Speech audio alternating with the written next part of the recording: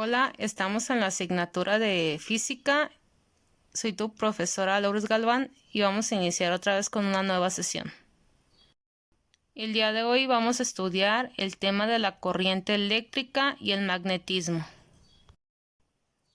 Hans Christian Ørsted fue un físico químico y él había demostrado empíricamente que un hilo conductor de corriente podía mover la aguja imantada de una brújula.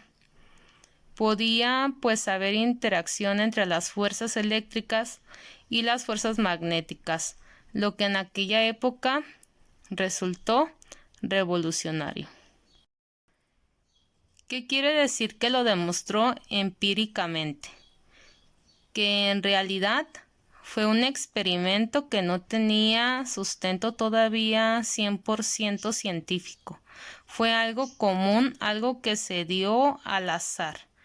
Entonces, al estar como haciendo alguna actividad o el estar como experimentando, pues se dio cuenta que a través de un hilo, este hilo pudo haber sido a lo mejor cobre, a través de un paso de corriente que a lo mejor él generara, pues podía hacer que la brújula se moviera, que la aguja que tiene ahí la brújula se estuviera como en movimiento como por el magnetismo que tenía.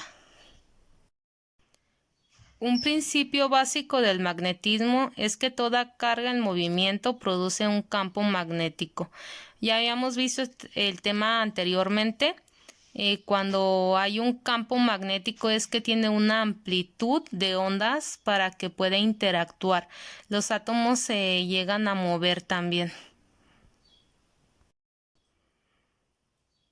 ¿Cómo se demostraba esto? Pues a través de un electroimán.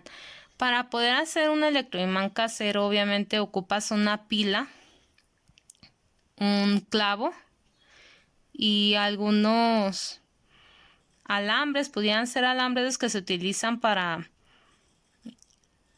hacer alguna conexión, de los que tienes en tu casa también te pudiera servir alguno de cobre que llegues a tener, serviría un poquito más.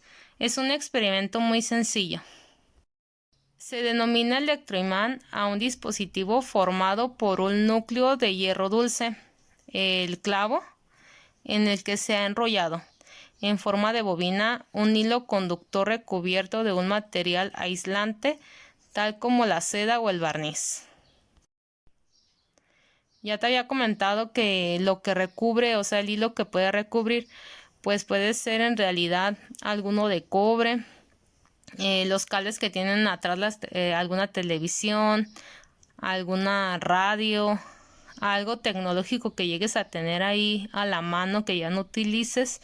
Algunos tienen muchos de estos tipos como de cables. El electroimán pues obviamente se comporta como un imán mientras se hace circular una corriente por la bobina, cesando el magnetismo al cesar la corriente. ¿Qué quiere decir? Que cuando yo le quito la pila, ya deja de ser un imán. Si yo le pongo la pila, se vuelve a convertir un imán. Si yo no por ejemplo, la pila ya no tiene tanta corriente o ya no tiene tanta energía y yo quiero levantar algún material de hierro que esté muy pesado y trato de hacerlo con la energía que tiene esa pila, no va a resultar.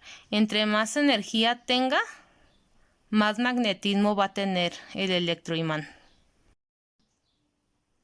El electroimán no nada más es una actividad que tú puedes hacer en la escuela, sino que también se utilizó, por eso es que fue un hallazgo innovador y bueno, porque tenía más usos como tal. Se llega a utilizar en los timbres. También se puede llegar a utilizar en algunos otros objetos. También los electroimanes se utilizan en algunas grúas.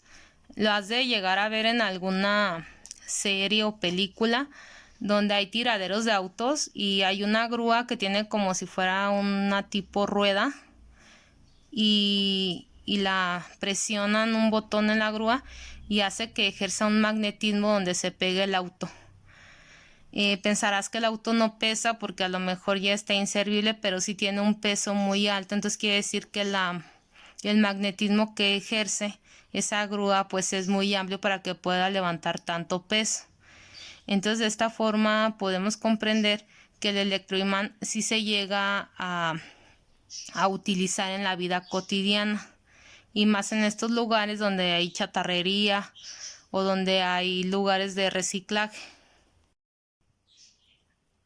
Si te gustaría ver si en realidad funciona el electroimán o es verdad, en la página 199 de tu libro te dan una como especificación de cómo crear el tuyo ahí en casa. Los materiales son muy comunes, creo que algunos lo deberían de tener ahí en casa y lo puedes elaborar. Ya me comentas ahí en Classroom si lo elaboraste y qué tal te fue. Eso sería todo por el día de hoy. Nos veríamos en una siguiente sesión. Pues si te animas, ahí me comentas por Classroom cuál fue el resultado de tu experimento, si resultó o no resultó, en qué falló. A lo mejor te puedo orientar. Y también pues obviamente te subo las actividades que me tienes que entregar. Recuerda subirlas en fecha y forma nada más.